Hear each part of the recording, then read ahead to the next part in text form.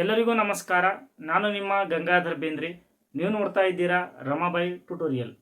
ಇಂದು ನಾವು 10ನೇ ತರಗತಿಗೆ ಬಹು ಮುಖ್ಯವಾದಂತಹ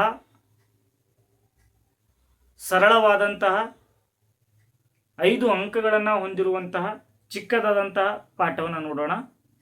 ಅದು ಯಾವುದಪ್ಪ ಅಂತಂದರೆ ಧಾತುಗಳ ಆವರ್ತನೀಯ ವರ್ಗೀಕರಣ.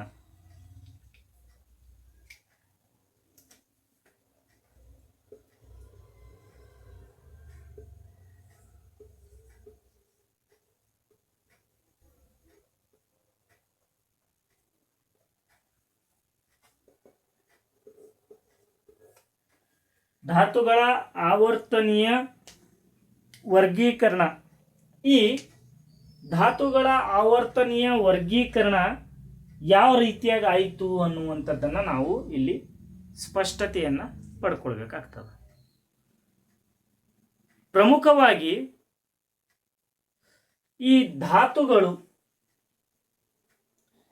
ಈಗ ಫಾರ್ ಎಕ್ಸಾಂಪಲ್ ಮ್ಯಾಗ್ನೇಷಿಯಂ ಅನ್ನುವಂಥದ್ದಿದೆ ಒಂದು,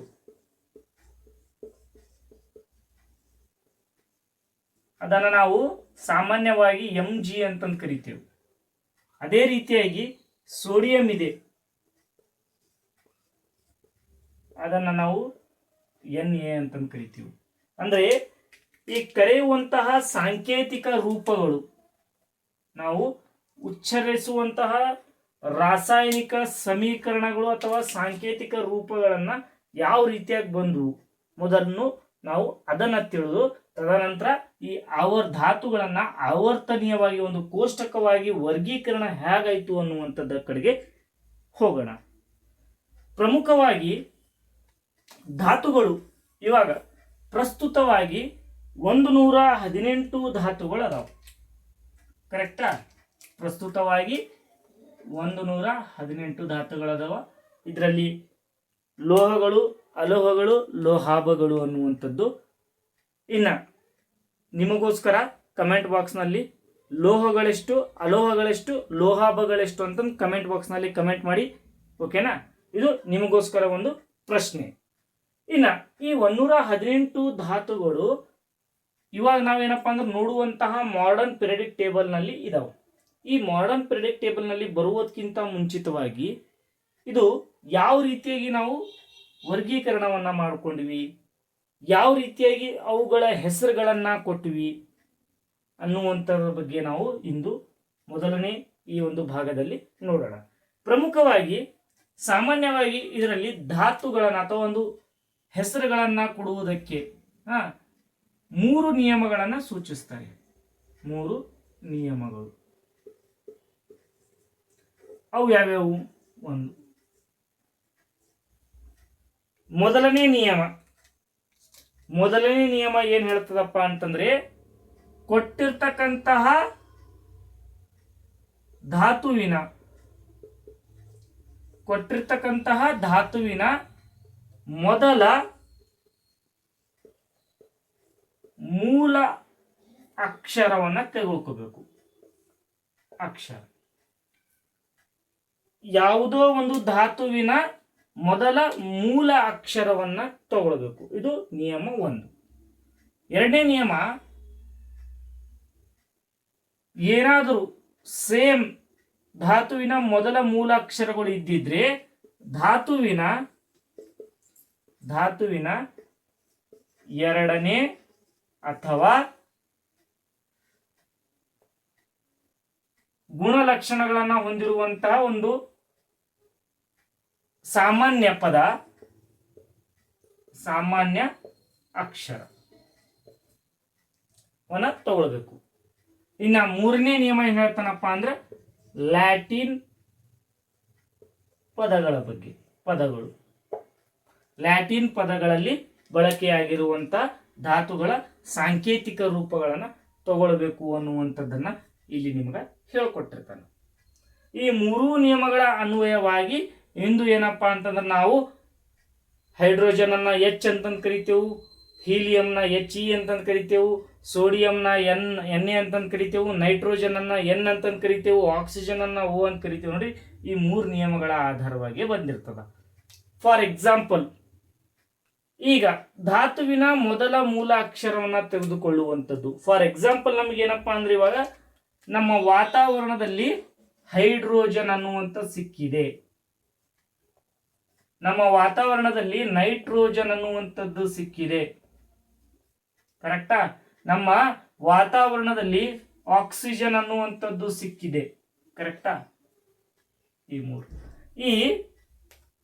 ಮೂರು ಧಾತುಗಳ ಬಗ್ಗೆನೇ ಎಕ್ಸಾಂಪಲ್ ಆಗಿ ಕೊಡ್ತಾ ಇರೋದು.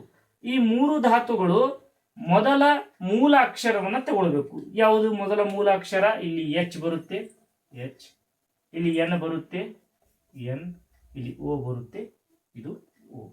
ಅಂದ್ರೆ ಧಾತುಗಳ ಹೆಸರುಗಳ ಮೊದಲ ಅಕ್ಷರವನ್ನ, ಇಂಗ್ಲಿಷ್ ಅಕ್ಷರದಲ್ಲಿ ಬರುವಂತ ಮೊದಲ ಅಕ್ಷರವನ್ನ ತೆಗೆದುಕೊಂಡ್ರೆ ಅದೇನಾಗುತ್ತೆ? ಸಾಂಕೇತಿಕ ರೂಪವಾಗುತ್ತೆ. ಅದೇ ರೀತಿಯಾಗಿ ಧಾತುವಿನ ಎರಡನೇ ಅಥವಾ ಸಾಮಾನ್ಯ ಅಕ್ಷರವನ್ನು ತೆಗೆದುಕೊಳ್ಳುವುದು ಯಾವ ರೀತಿಯಾಗಿ ಎನ್ನುವಂಥದ್ದು. ಈಗ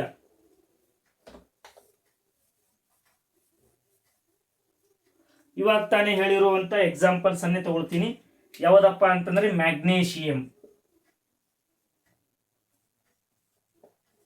ಮ್ಯಾಗ್ನೇಷಿಯಂ. ಮತ್ತು ಇನ್ನೊಂದು ಯಾವುದಪ್ಪ ಅಂತಂದ್ರೆ ಮ್ಯಾಂಗನೀಸ್, ಮ್ಯಾಗ್ನೀಸ್. ಇನ್ನ ನೆಕ್ಸ್ಟ್ ಇನ್ನೊಂದು ಯಾವುದಪ್ಪ ಅಂತಂದ್ರೆ ಲಿಥಿಯಂ, ಲಿಥಿಯಂ. ಓಕೆನಾ? ಇದು ಮ್ಯಾಂಗನೀಸ್, ಎಂ ಆಲ್ರೆಡಿ ಎರಡಾಗಿವೆ, ಮ್ಯಾಂಗನೀಸ್ ಬೇಡ. ಇನ್ನೊಂದು ಯಾವ್ದು ತಗೊಳ್ಳೋಣ ಅಂತಂದ್ರೆ ಹೀಲಿಯಂ ಅನ್ನ ತಗೊಳ್ಳೋಣ. ಓಕೆನಾ? ಹೀಲಿಯಂ. ಈಗ ನೋಡಿ, ಸಾಮಾನ್ಯವಾಗಿ ಎರಡನೇ ನಿಯಮ ಏನು ಹೇಳ್ತಾ ಇದೆ? ಯಾವುದೋ ಒಂದು ಇಂಗ್ಲಿಷ್ ಧಾತು, ಇಂಗ್ಲಿಷ್ ಅಕ್ಷರ ಒಳಗೊಂಡಿರುವಂತಹ ಧಾತುವನ್ನ ತೆಗೆದುಕೊಳ್ಳಿ. ಆ ತೆಗೆದುಕೊಂಡಾಗ ಪ್ರಮುಖವಾದಂತ ಮೂಲ ಹೆಸರನ್ನ H, E, H, M, L ಅಂತ ತೆಗೆದುಕೊಳ್ಳೋಣ. ಸಾಮಾನ್ಯವಾಗಿ ಎಚ್, ಎಲ್. ಆದ್ರೆ ಇದು ಮೊದಲನೇ ನಿಯಮಕ್ಕೆ ಅನ್ವಯಗೊಂಡಿರುತ್ತದೆ. ಯಾಕೆ ಹೀಗಂತಂದ್ರೆ ನೋಡಿ, ಇಲ್ಲಿ ಹೀಲಿಯಂ ಇದೆ, ಕರೆಕ್ಟಾ? ಈ ಹೀಲಿಯಂನ ಎರಡನೇ ನಿಯಮದ ಪ್ರಕಾರ ನಾವು, ಮೊದಲನೇ ನಿಯಮದ ಪ್ರಕಾರವಾಗಿ ಎಚ್ ಅಂತಂದಿಟ್ರೆ ಅದು ಹೀಲಿಯಂ ಆಗುತ್ತಾ ಹೈಡ್ರೋಜನ್ ಆಗುತ್ತಾ? ಕನ್ಫ್ಯೂಸ್ ನಲ್ಲಿರ್ತೀರ. ಸೊ ಅಂತ ಪದೇ ಪದೇ ಇರುವಂತಹ ಅಕ್ಷರಗಳು ಏನಾದ್ರೂ ಬಂದಿದ್ರೆ ಇಲ್ಲಿ ಏನಾಗ್ತದಪ್ಪ ಅಂತ ನಿಮ್ಗೆ ಕನ್ಫ್ಯೂಸ್ ಆಗ್ತದ ಅಂತನ್ನುವಂತ ಒಂದು ಕಾರಣಕ್ಕಾಗಿ ಏನ್ ಹೇಳ್ತಾ ಇದ್ದಾನೆ, ಧಾತುವಿನ ಎರಡನೇ ಅಕ್ಷರವನ್ನು ಸಹ ಏನಪ್ಪಾ ಅಂದ್ರೆ ತಗೊಳ್ಬಹುದು ಅಂತನ್ನುವಂಥದ್ದು ಎರಡನೇ ನಿಯಮದಲ್ಲಿ. H, E, helium.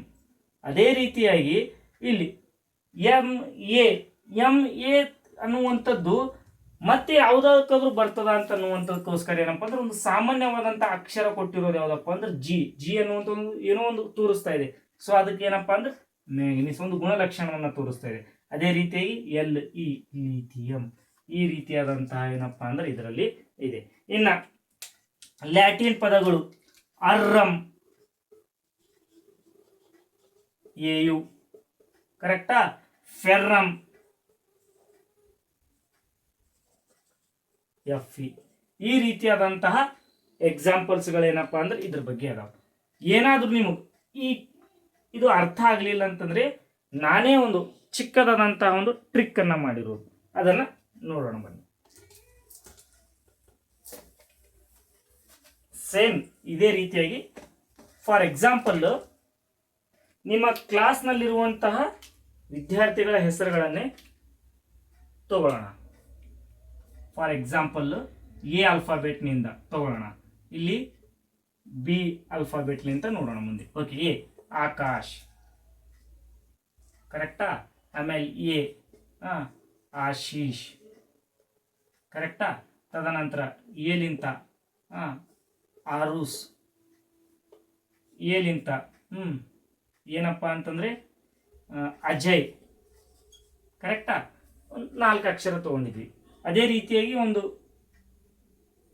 ಎಸ್ ಲಿಂತ ತಗೊಳ್ಳೋಣ. ಸಂಗು, ಸೋಮೇಶ್, ಸೋಮನಾಥ್, ಸೌರಭ್. ಅದೇ ರೀತಿಯಾಗಿ ಇನ್ನೊಂದು ಜಿ ಇಂದ ತಗೊಳ್ಳೋಣ. ಗಣೇಶ್, ಗಂಗಾ,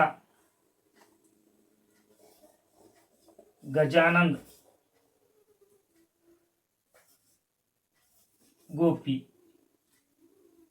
ಓಕೆನಾ?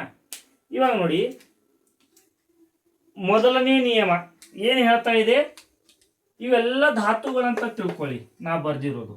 ಓಕೆನಾ? ಧಾತುಗಳಂತ ತಿಳ್ಕೊಳ್ಳಿ. ಈಗ ಮೊದಲನೇ ನಿಯಮ ಏನು ಹೇಳ್ತಾ ಇದೆ, ಧಾತುಗಳ ಮೊದಲ ಮೂಲಾಕ್ಷರವನ್ನ ಬರ್ಕೊಳ್ಳಿ ಅಂತ. ಕರೆಕ್ಟಾ? ಕರೆಕ್ಟಾ? ಯಾವ ರೀತಿಯಾಗಿ ಸಂಪೂರ್ಣವಾಗಿ ವಿಂಗಡಣೆ ಮಾಡ್ಯಾರ ಅನ್ನುವಂಥದ್ದು.